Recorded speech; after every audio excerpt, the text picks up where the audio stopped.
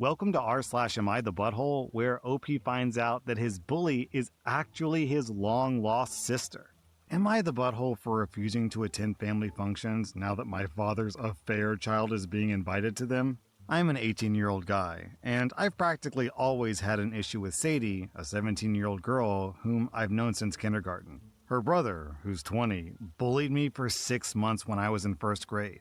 Him and his friends bullied me and a few others, but I was his favorite target. My mom got involved, and the bully got in a lot of trouble, especially when he was bullying younger kids. After her brother got in trouble, Sadie turned on me, and she's been persistent. My mom was in and out of each school I went to, making sure I was in different classes than Sadie, and that the school didn't let Sadie get away with bullying me too. She didn't stop. At least, she didn't stop until we found out that my dad is her biological father, which we found out 10 or 11 months ago. Which brings me to finding out that my dad cheated on my mom. And my parents are almost at the end of their divorce now. Dad has tried hard to stop it. My dad cheated while my mom was pregnant with me. Sadie's mom wasn't married, but she was with Sadie's brother's dad, and they got married when Sadie was 2. Sadie thought that he was her dad too, but he didn't treat her the same, and I've been told over and over to be forgiving and compassionate, because the exclusion and verbal abuse that she got from the person she thought was her dad made her lash out. I was pissed when I found out. I was pissed at Dad for doing that to Mom. But of all people, my dad had to make Sadie? Yeah, I made it clear to everyone that Sadie might have the same biological dad as me, but I would never be her brother. And I still hate her, so she can F off and leave me alone. My dad's family aren't talking to him either. They don't like the mess he made, and they tried to rally around me and my mom. But a few months ago, they started to change, and would ask us to change our feelings towards Sadie and to find compassion. My mom had none for her, and she told Dad's family members there was no way that she would family up to a girl who tormented me for a decade, and even cyber harassed me with messages telling me to kill myself. I told my dad's family that I wasn't willing to have a relationship with Sadie. I said I wouldn't stop them, but they shouldn't expect to see me where Sadie would be. They told me a million times that she's my sister, and I told them she's Dad's affair kid, and a stalker, and I hate her. I said that Dad's screwing up and making her doesn't change that. Sadie's first family function is this Christmas, and Dad's side is annoyed that I won't show my face even for a little while. They told me it would be good for me and for Sadie, and I told them I don't care what's good for Sadie. I said seeing her would ruin my Christmas, just like having to pretend that I don't hate her would ruin it. They told me I should see all that she's been through and be willing to at least see her for their sakes. Am I the butthole? AOP, while you're cutting Sadie out of your life, maybe cut out a few other people as well. I'm giving you 0 out of 5 buttholes. I'm giving Sadie 3 out of 5 buttholes and your dad 4 out of 5 buttholes. Am I the butthole for telling my husband that I'm going back on our agreement and I don't care if he cries about it? My husband and I, who are both 32, have been together since we were 19. Our entire relationship feels like it just blew up in my face, basically, and I can't tell if I'm overreacting.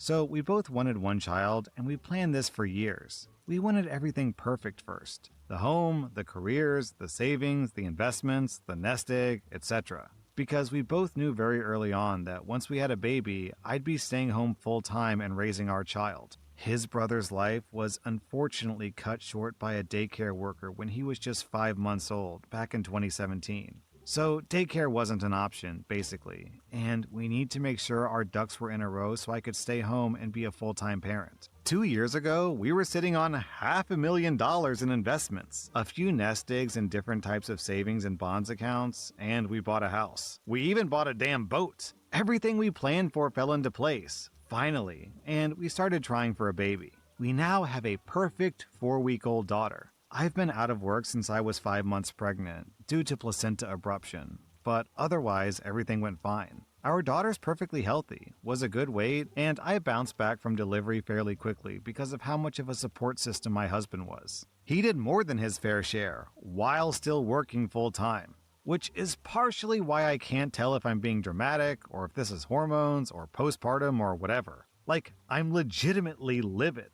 Basically, earlier this afternoon, I got a phone call from the Department of Health and Human Services to go over health insurance options and whether or not the baby is eligible for state insurance based off our income.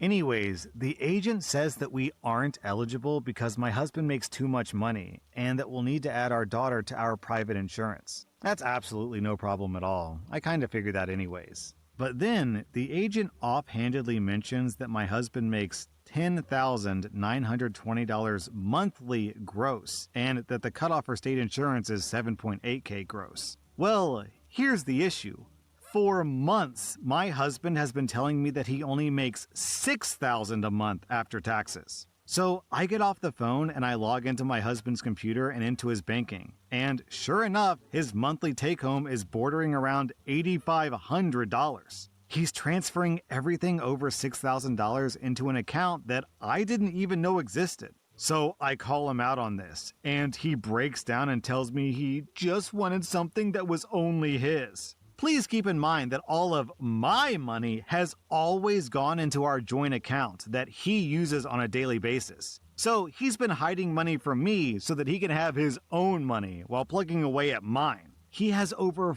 $45,000 sitting in that account, while telling me last week that we couldn't have steak for dinner because spending $38 on 2 steaks was a waste of money. So I told him I'm putting the baby in daycare and going back to work because obviously I need to safeguard myself if he's hiding away money. Something feels off about it. I don't know. He instantly started crying because of the daycare trauma. But I truly just don't trust him financially anymore. I no longer feel secure here. I said I changed my mind and I don't care if he cries about it. Am I the butthole? Well, one option is if the husband is so worried about daycare, he could stay at home while OP works. But no, this guy wants to have his money and save it too. It's not even fair for you to say that you went back on your agreement. He's the one who went back on his agreement by hiding money from you, by lying. This is financial infidelity. One thing you could spend that $45,000 on is a live-in nanny.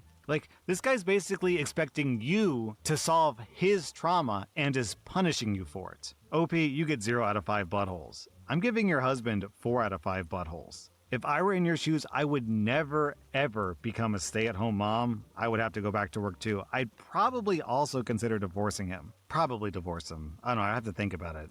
Divorcing when you've got a 4-week-old really stings, but sometimes it's just necessary. Am I the butthole for giving my son's girlfriend a budget for the dinner she's making?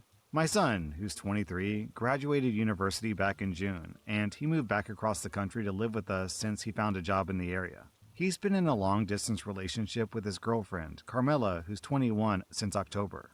She initially took a semester off college and was living with her mom. However, she decided she's not going back. Her mom said that she would have to move out, and Carmela had nowhere to go. My son is moving into his own place in January and had invited her to move in already, saying she could get a job in the area. However, Carmela needed to move out of her mom's house sooner, and they both asked me if she could move in here. I agreed. Neither was paying rent, as I personally don't believe in charging my kids to live here, so it felt wrong to charge Carmela any. I just asked that they clean up after themselves and be respectful of everyone. They agreed. Carmela moved in after Halloween, and she's been a joy to have here. She's still looking for a job.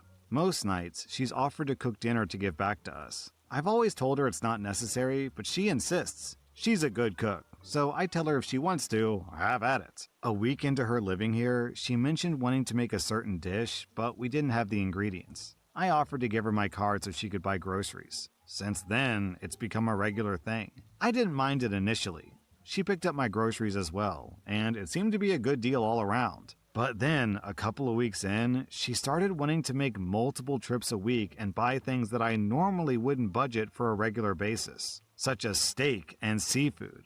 I asked her on Sunday when she went to the store to please get everything she needed in one trip. She said okay, and I thought that solved the problem. Cut to Monday night and we finished dinner. She and my son are talking while I'm doing the dishes. Carmela mentions wanting to make steak on Thursday. My son says that sounds good.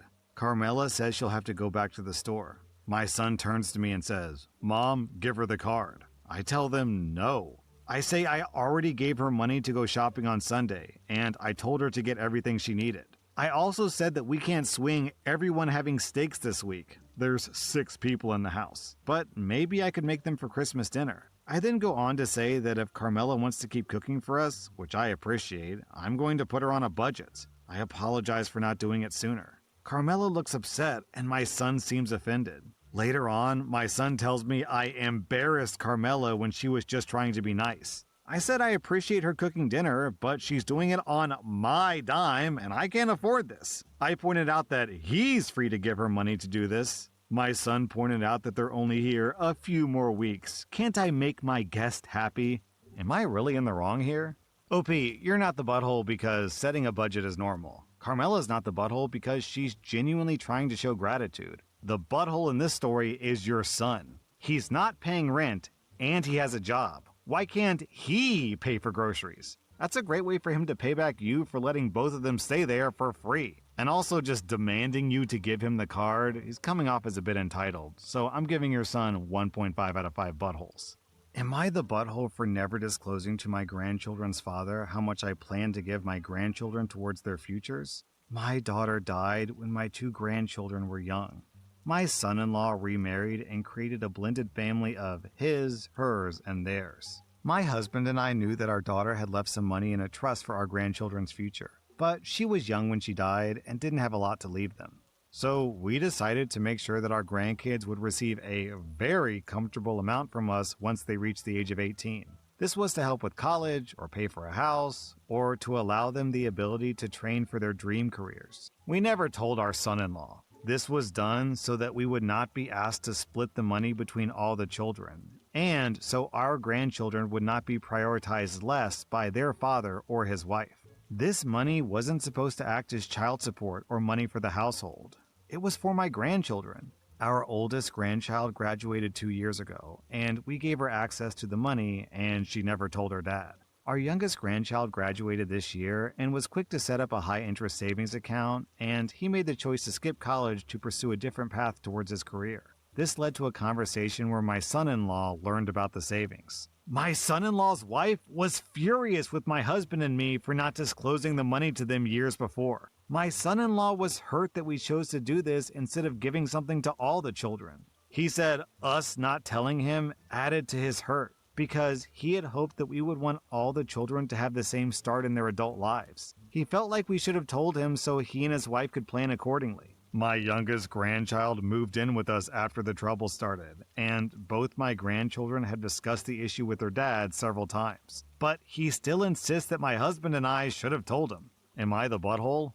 OP, you called that like a prophet who can see the future. Turns out, if you had told the son-in-law what you planned to do, he would have allocated more of his money towards the stepkids. Which, in effect, means that OP is giving money to the grandchildren as well, because OP is subsidizing their lifestyle. OP, you are in the clear. You get 0 out of 5 buttholes. That was r/Am I the Butthole, and if you like this content, check out my podcast where I publish the exact same episodes. Also, hit that subscribe button because I put out new Reddit videos every single day.